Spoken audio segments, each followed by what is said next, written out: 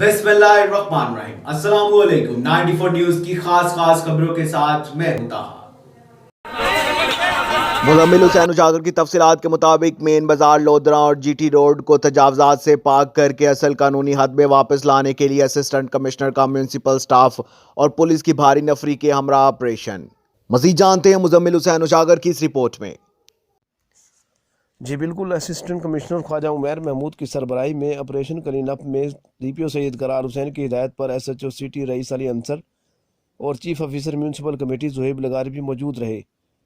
Operation کے دوران مین بازار کی 706 دکانوں کے آگے بنے غیر قانونی تھڑوں اور شیڈ کو گرا کر بازار کو کشادہ کیا گیا اور ریڈی مانوں سمیت خوانچہ فروشوں کو بھی مین بازار سے نکال کر انہیں فروٹ مارکیٹ میں جگہ الاٹ کی گئی۔ اسسٹنٹ کمشنر خواجہ عمیر محمود کا کہنا تھا کہ آپریشن کلین اپ سٹی کو ڈپٹی کمشنر اور عوام کی بھرپور حمایت حاصل ہے۔ انتظامیہ تاجروں کو قانونی طور پر مکمل تعاون دے رہی ہے، لیکن تجاوزات پر کوئی سمجھوتہ نہیں ہوگا۔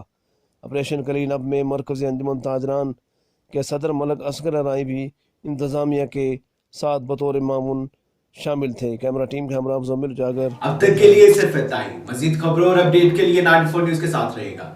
آپ ہماری خبریں یوٹیوب اور فیس بک پر بھی دیکھ سکتے ہیں۔ اپنا خیال رکھیے گا۔ اللہ حافظ۔